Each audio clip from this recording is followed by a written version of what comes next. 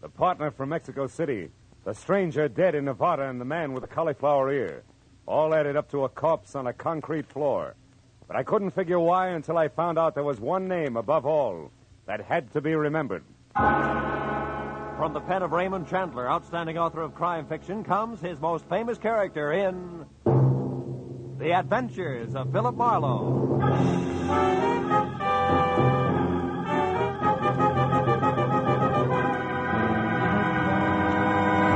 Now, with Gerald Moore, starred as Phillip Marlowe, we bring you tonight's exciting story, The Name to Remember.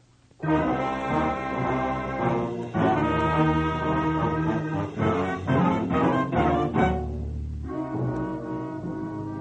big clock at the far end of the Beverly Room cocktail lounge with the opaque glass ice cubes where there should have been numbers said it was 20 after 5.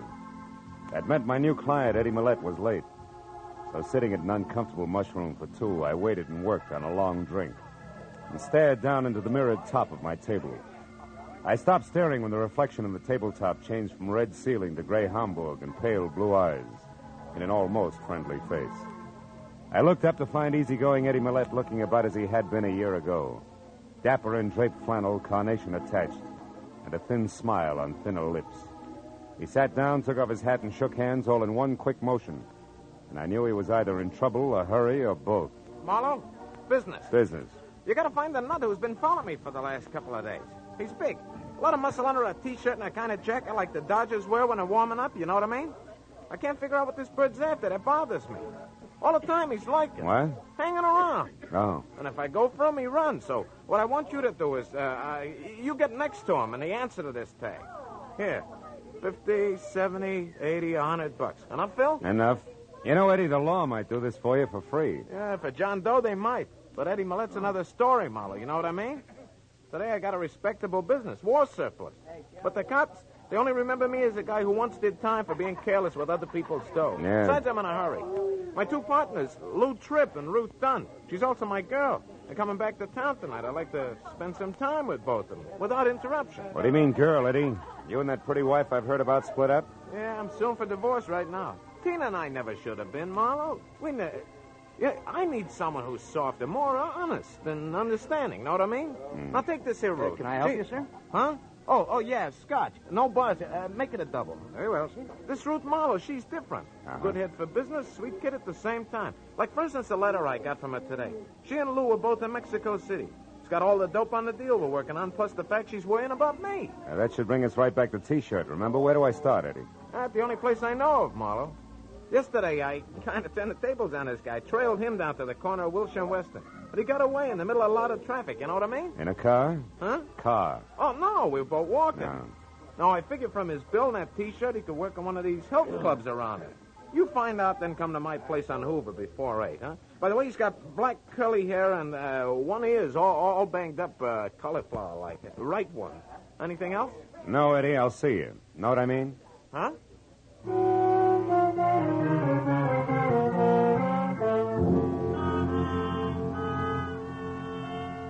2 hours after I'd left Eddie Millette, I checked with a half a dozen hooray for health clubs in the neighborhood, smelled a lot of liniment, and came away with nothing more than distended nostrils. So at 7:30, I pointed my car toward 8400 North Hoover, in the hope that my client could give me something else to go on. The Millette home was well-groomed and sat sedately behind 50 rolling yards of carefully clipped hedge. It said the gardener must have gone to barber's college. So when I leaned against the front doorbell, I expected Eddie in at least a silk-lapelled smoking jacket with slippers to match. But when the door swung open, I got a surprise, because I was greeted instead by a lot of white T-shirt, and in front of that and coming straight for my head was a fist the size of a muskmelon. Oh! Okay, private detective hired by Eddie Millette in the Beverly Room. Get up. No. Don't so much as smile crooked or I'll twist your arm in two. What is it you want? Oh, one thing, a chance to bust you in the nose. What nerve. Yeah? Listen, stupid, if I had the time, I'd tie your arm into a square knot, then rip it off at the hinges and throw it away. But right now, I've got what I came for. I'm in a hurry, so you're real lucky. How about Eddie Millette, Muscles? How lucky is he? Very. He's inside, resting. Just like you're gonna be, mister.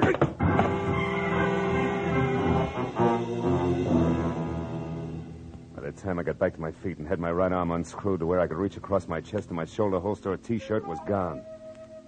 So I started into the house, and what I knew was going to be a slightly beat-up client. When I turned on the lights and found nothing in the kitchen, bathroom, or bedroom, I began to worry a little more. I got to the den and saw that the drawers of a desk that were turned inside out, but there was still no Eddie. I opened a side door and started out to the patio, which ran along the front of the house. But then at the staccato report of high heels coming up the flagstone path that led to the front door, I stopped and waited. When the lady, who was a quiet face and quiet clothes, came to a halt in the open doorway, puzzled, and called Eddie's name out loud, I figured this had to be Ruth Dunn, girlfriend and partner out of Mexico City. So I walked back through the house to the living room. Eddie, it's Ruth. Eddie Millette, are you playing a game with me or... Why, who are you? What are you doing here? I'm Phillip Marlow, Miss Dunn. I was hired by your boyfriend because he was worried about a bunch of muscles in a T-shirt with curly black hair, a cauliflower ear, and a brain you could drop through the hole in a lifesaver. Mean anything to you? Well, no, it doesn't. But where's Eddie, Mr. Marlowe, and why is the front door open like this, and why are all the lights on? In that order, I don't know where Eddie is. Front door's open because that's where T-shirt and I played Ben, the private detective, and all the lights are on because I was looking for Eddie. But he's not here anyplace? The bedroom, the kitchen? So far, no. Come on in here, see if this desk in the den adds for you, maybe. Drawers have been slightly rearranged by a very heavy hand. Hey, incidentally, T-shirt was bragging about getting what he'd come for just as he collapsed me for the second time, so if you... Oh, the letters. They're gone. What letters? The ones I wrote to Eddie while I was on the road. He always kept them here in the bottom drawer. Were they business or pleasure? Well, business mostly, but I did talk of other things, too. Yeah, I know. Eddie mentioned that when he told me about you and Lou Tripp being due back tonight. Oh, by the way, where is Tripp? Well, I don't know. He left me in Mexico City the day before yesterday and said he'd be here tonight at the latest. Oh, surely, Marlowe, you don't think that Lou had anything to do with this? Could be. Letters are part business. And part love. So I'd say that the only person who could possibly be behind this is Mrs. Millette. Tina? Yes. And for the oldest and best reason in the world, Marlowe. Jealousy. Tina'd do anything to make Eddie and me unhappy. She could twist the innocent wording of those letters so that any divorced judge would see things her way. She's cruel, Marlowe, and she... Marlowe. Hmm? Under that door there that leads to the garage. It's blood, Marlowe. Stay over there, Ruth. Oh, Eddie. Eddie, are you... Oh, no. Oh, Marlowe, he's dead. Isn't he? Yeah, honey. I'm afraid he is. Eddie Millette was dead. Real dead. Oh, Eddie. The right side of his head crushed in. And next to him and on the edge of the ugly pool of blood that had seeped under the door was the grease-coated tire iron that had done the job. I turned Ruth away, and it wasn't until we were back in the living room and she'd stopped sobbing long enough to take the double shot of brandy that I'd forced on her that I started for the telephone and a call to Detective Lieutenant Ibarra at Homicide. But before I could pick up the receiver, it went off. Hello? This is Lieutenant Ibarra at police headquarters. Ibarra? Huh? How great can service be? This is Marlowe. I was just going to call you. Did I dial your office number by mistake, Marlowe? No mistake, Lieutenant. I'm at Eddie Millette's. I've been working for him since this afternoon. What's up? Why the call? A dead man named Ellis Clay in a motel outside of Carson City, Nevada, Phil. Yeah? It looks like an accidental explosion in his room there, and the best the sheriff has for identification other than his name and the city, Los Angeles, is a blank sheet of letterhead paper from Eddie Millette's war surplus outfit. So I thought Millette might be able to help us out. Is he there? Yeah. And dead, Ibarra. Huh? Murdered with a tire iron sometime in the last hour. What? Mm-hmm. Any idea who did it? A muscle man in a T-shirt, maybe. But at the moment, Ibarra, the motive seems to be a little mixed. Say, wait a minute. I may be able to help you on that Nevada guy. Ruth. Ruth, do you know anything about a man named Clay in Carson City? He had Eddie's address on him when he was killed in an accident. Clay? Yeah. In Nevada? Mm-hmm. No, Phil, no, I don't. No. Hello, Ibarra. Yeah? The girl here, who was one of Eddie's partners, never heard of him. All right, but that's unimportant now. What I am interested in is Millette's death. What's the address out there? And why It's is it you take so 8400 long North Hoover. North what? Hoover, as in vacuum cleaner. But look, if it's all the same to you, Ibarra, I'd like to move, and I think if I do it fast enough, I've got an even chance of catching up with this T-shirt. Okay? Well, all right, right, Marlowe, but don't forget, we've got a couple of thousand policemen here in L.A., just in case you can't... Yeah. Goodbye, Ibarra. Ruth. Ruth, honey, why don't you go over to your own place and try to take it easy, huh? When I talk to Ibarra again, I'll tell him where you can be found. All right, Phil. But where are you going? To the only place that adds now, Tina Millet's. You know where it is? Yeah, the Cameo House on Rexford Drive in Beverly Hills. Mm-hmm. Also, if it's any help, she drives a new cream-colored Nash. But Marlowe, be careful. Tina may be the one who hired that man in the T-shirt. Yeah, I know. And that, honey, is exactly what I'm banking on. I'll call you. After I got the vital statistics on where I could reach Ruth later on, I piled into my car and headed for Beverly Hills and the Cameo House, which was 6 stories of white stone and glass brick. Tina Millette managed to scrimp by with half of the top floor, and a couple of minutes later, when I got out of the all-mirror elevator, walked to her door, rang, and waited. I was wondering what kind of a reception I'd get. But when the door opened, I stopped wondering and started concentrating. You want something?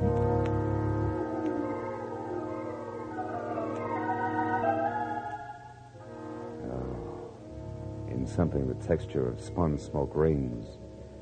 It stood 5 feet 6 inches over the threshold and must have weighed in at close to 120. With every inch a thing of beauty, and every pound just in the right place. I asked you if you wanted something. Do you? Mm-hmm.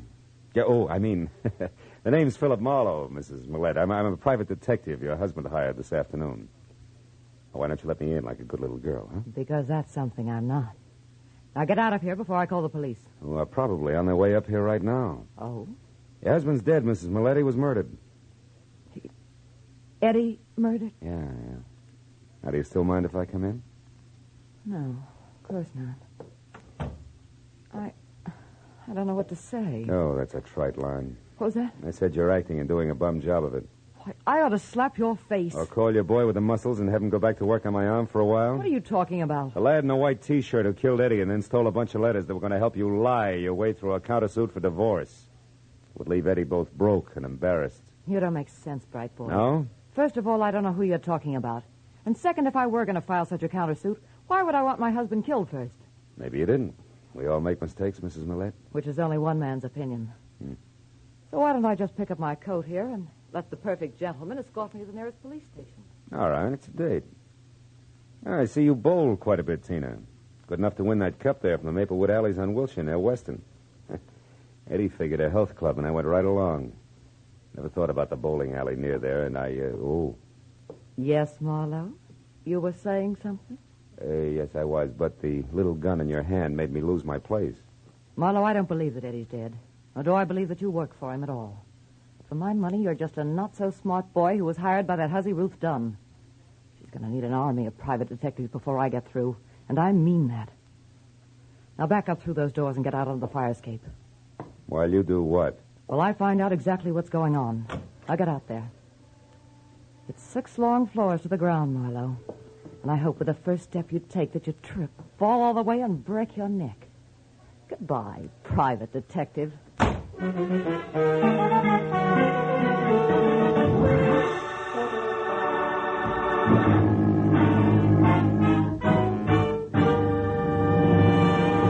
In just a moment, we will return to the second act of The Adventures of Phillip Marlow. But first, just a little later on CBS tonight, you'll hear Sing It Again's Master of Ceremonies, Dan Seymour, giving a perfect characterization of a man going crazy. The reason? Well, Dan's got the biggest, hottest news in the history of quiz shows ready for announcement right after someone knocks off tonight's $20,500 Phantom Voice mystery.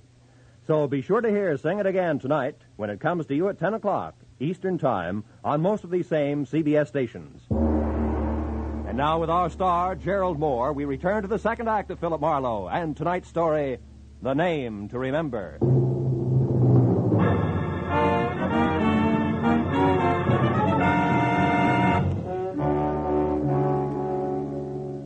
When Tina Millette prodded me out onto the fire escape through a pair of French doors, slammed them shut, and snapped the lock, there was a cold look in her smoky eyes and an unwavering potential about the snub-nosed gun clenched in her hand and pointed straight at my belt buckle that melted all the gambler out of me fast. So I watched quietly as she backed across the room to the hall door and out. I knew my chances of climbing down 6 flights of iron fire escape in time to head her off was an idiot's dream. So, kicked the panel out of one of the doors, reached through and finally got it unlocked. And I went back inside at the phone. Since the vixen was on the prowl with a gun in her fist, I figured the least I could do was pass the word along. Hello? Ruth, this is Marlow. Oh, Phil. Have you found the letters? Not yet, but never mind that now. You got something more important to worry about because your guess on Eddie's ex-wife, Tina, was right on the button. You mean she's the one who's really after the letters? Yeah, that muscle man in the T-shirt is just doing a heavy work for her. And I've got a good idea that he's connected with the Maplewood bowling alley on Wilshire. Where are you now, Phil? In Tina's apartment, alone. I just lost a small debate with her. And get this, Ruth. She hates you, and she's the type who hates hard. Yeah. When she left here, she had a gun, and the chances are at least 50-50 that she's coming your way. So keep your doors locked and stay away from windows, savvy? Yeah, okay, Phil. Oh, one more thing before I shove off. Has Millette's partner, Lou Tripp, shown yet? No, at least he hasn't called me. Uh-huh. But where are you going, Phil? That bowling alley on Wilshire. Only this time I'm swinging first.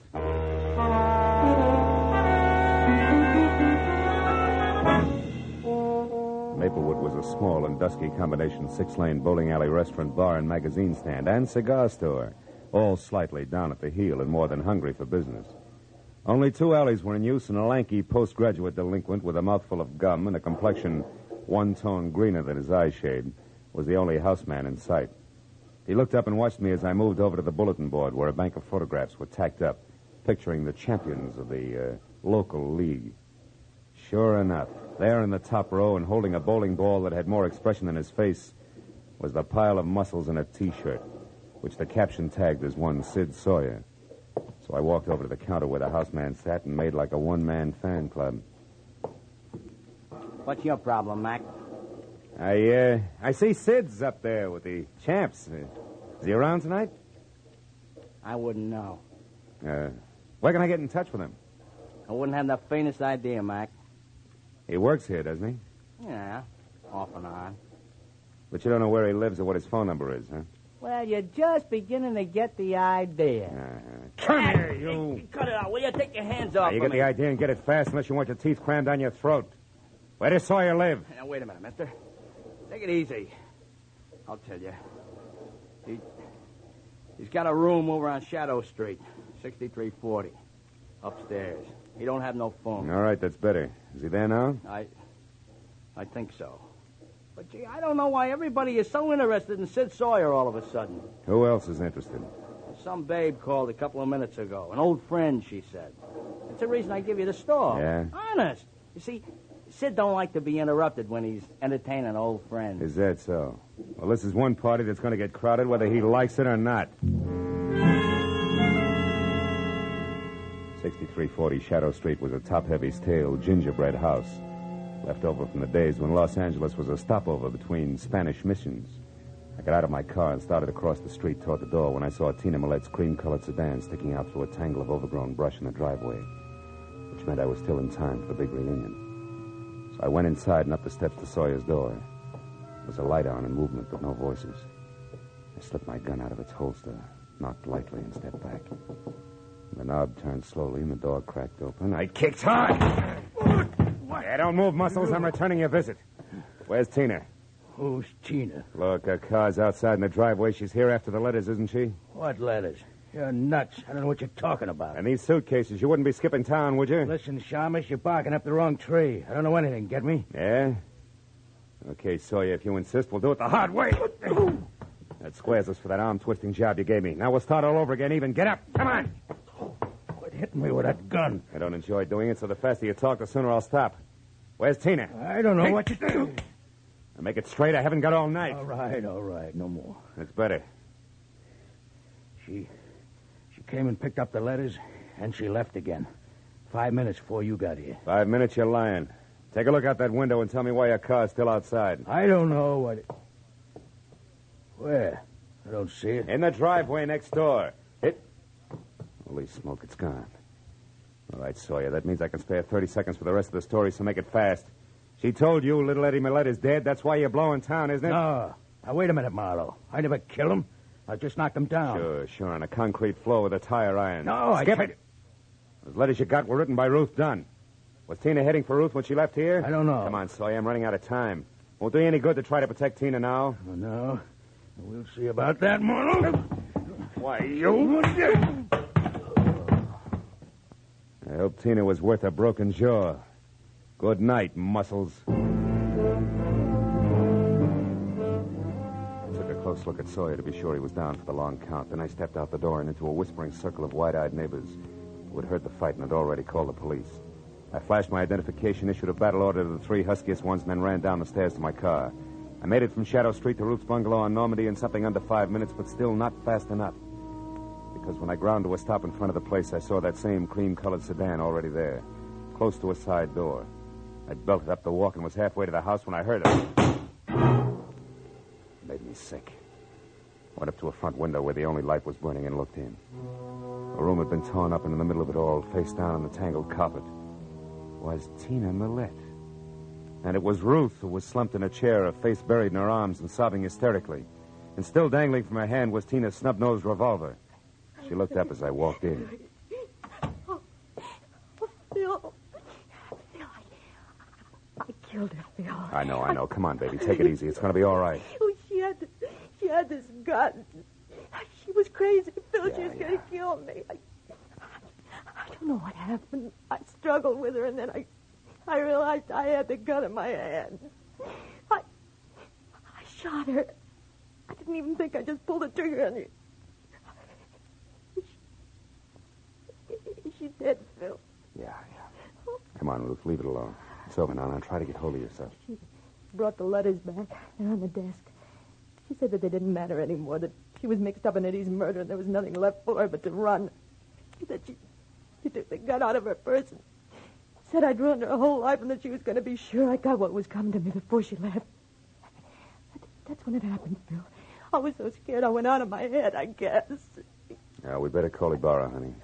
I think we can explain it all now, except one thing. Ruth, do you remember that guy Ibarra called us about? The one who was killed in Nevada? Ellis Clay? Yeah, that's it. Clay. I've had the feeling all night that some way his death is tied up with all this. It's only a hunch, but something seems to be missing. What is it, Phil? What's missing? I don't know yet. Look, honey, I want to take a look at these letters. You go call the police, will you? It was a long shot, but while Ruth went down the hall to phone the police, I flipped through the bundle of envelopes that had caused all the trouble. And the long shot began to pay off. I could hear Ruth talking to a desk sergeant as I picked up Tina's revolver. I broke it open. Then a pair of headlights and a red spot of a police car flashed in the driveway, and I knew that Ibarra had figured out a few things for himself. I put the gun down on the table again, told Ruth to forget her call, and when the lieutenant came in, Ruth and I together explained everything that had happened right up to Tina Millette's body on the floor. Well, it's quite a mess, isn't it? Anyway, this part of it looks like a clear case of self-defense. Right, Marlowe? Exactly right, Ibarra. It looks like self-defense, only there's something missing. Something missing? What do you mean, Marlowe? At least 3 letters from that packet there. I think they're the last ones you wrote to Eddie, Ruth. They're gone. Oh, that's strange. I don't understand it. And another missing item is Lou Tripp, Eddie's partner. He didn't show up tonight because I think he's in Nevada, dead under the name of Clay. What? Marlowe, you mean that Lou and that Clay were really the same man? Mm-hmm. Look, what are you getting at with all this theory, Marlowe? You'll see, Ibarra. Lou Tripp was double-crossing Eddie Millette. Lou went to Mexico with Ruth here, only he left early and flew to Nevada to close a big deal under the name of Clay. Meanwhile, some letters were written from Mexico to preserve the illusion that Lou Tripp was still there. Understand what I mean, Ruth? Yes, I think so. Yeah. And then the unexpected happened. Lou, identified as Clay, died accidentally in Nevada. That meant that sooner or later those letters would be exposed as lies. Right, Ruth? Marlowe, that gun on the table, watch it. Too late, Lieutenant. Now, don't move. Either one of you. You haven't got a chance, baby. Stay back. Please, Phil, I don't want to kill you, but I will if you come one step closer. Stay back, Marlowe. She means it. Look, baby, you licked. Marlowe, It was a good try, but you lost. stay back. Why not go out? Like a lady. Oh, what difference does it make now?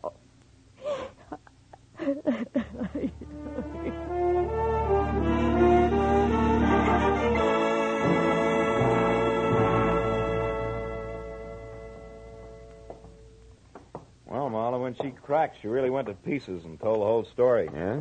Yeah, she and Lou Tripp were working together all right.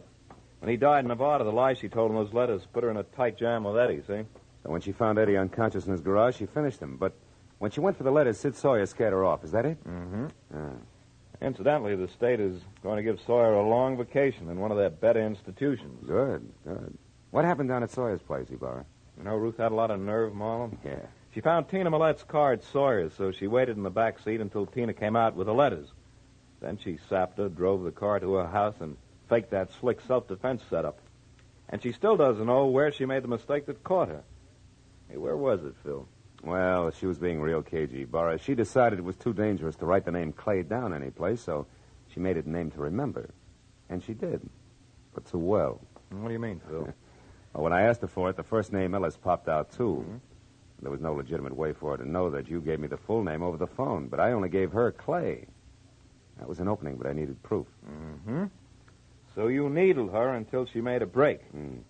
Then you walked into the gun she'd grabbed. You take some long chances, Phil. Oh, I'll do anything to see justice prevail, Ibarra. I smell a rat. You should. I emptied the gun. When she was phoning. Good night, Phil. Good morning, Ibarra.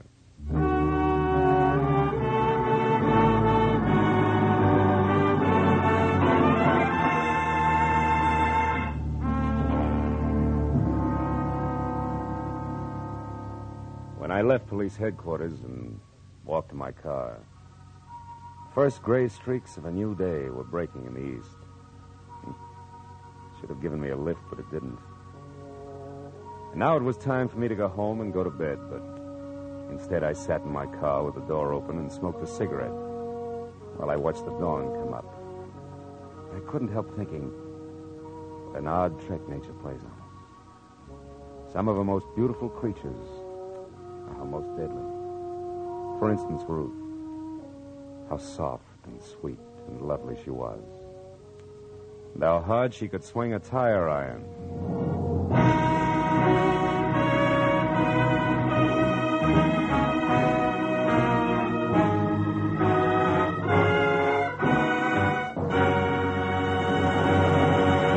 The Adventures of Phillip Marlow, created by Raymond Chandler, star Gerald Moore, and are produced and directed by Norman MacDonald. Script is by Mel Donnelly, Robert Mitchell, and Gene Levitt. Featured in the cast were Gene Bates, Paul Frees, Yvonne Patey, Jack Moyles, and Jerry Hausner. Detective Lieutenant Ibarra is played by Jeff Corey. The special music is by Richard Orant. Be sure and be with us again next week when Phillip Marlow says... It was hot and still, an August night in the middle of April. But that didn't matter to the striptease dancer in the golden mask, because murder made her blood run cold the night the heat wave struck.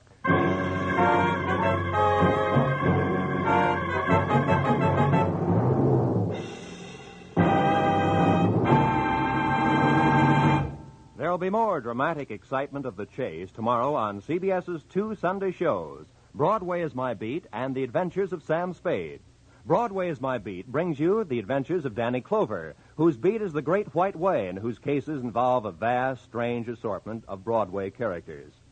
Later, Dashiell Hammett's great detective, Sam Spade, cuts another caper surrounded by mystery and mayhem in the grand style. The Adventures of Sam Spade and Broadway is My Beat are regular Sunday features on most of these same CBS stations. This is Roy Rowan speaking. Now, stay tuned for Gangbusters, which follows immediately on most of these stations.